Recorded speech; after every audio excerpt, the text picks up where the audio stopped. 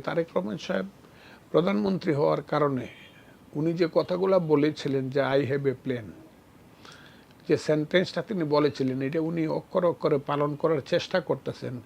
শেষ পর্যন্ত কি হবে এটা দেখা যাবে, কিন্তু উনি যে শুরুটা করেছেন এটা চমৎকার। উনি বন্যা হওয়ার পরেই আমাকে ডাইকা নিয়েছেন, ডাইকা নিয়ে বলছেন যে আপনি এলাকাতে চলে যান, গিয়া বলেন আমরা 3 মাসের খাদ্য ক্ষতিগ্রস্ত কৃষককে দেব। এটা অন্য কোনো সময় কোনো সরকার বলে নাই।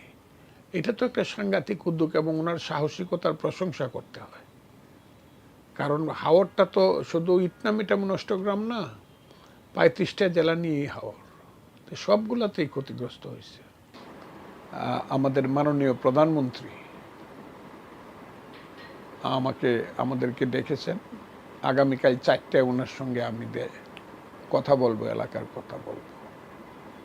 প্রধানমন্ত্রীর সাথে এলাকা নিয়ে কালকে সামনাসামনি কথা হবে, উনি আমাদেরকে ডেকেছেন। আমি গত 2-3 দিন এলাকাতে ছিলাম, মানে পার্লামেন্ট যেদিন শেষ হয়েছে তার পরের দিনই এলাকাতে গেছি। ইটনা অষ্টগ্রাম গেছি, থানা হেডকোয়ার্টার সহ বিভিন্ন হাওরে হাওরে ঘুরছি।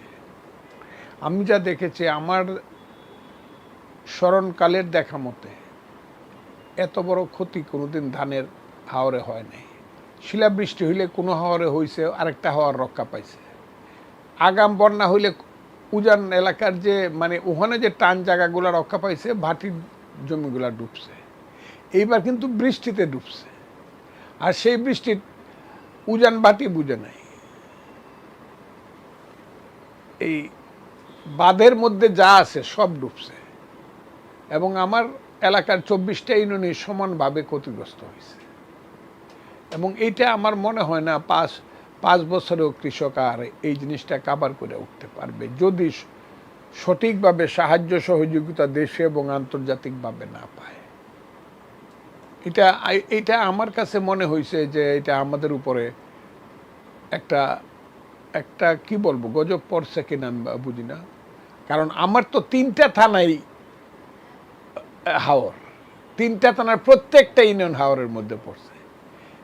অন্য কারো কিন্তু এতটা না, কারো 3টা থানা হইলে পরে একটা থানা হাওরে পড়ছে, 2টা থানা উজানে আছে, বা এতটা কারো না যেটা আমার ইটনামিটা নষ্টগ্রাম 3টা থানায় হাওরের মধ্যে পড়ছে।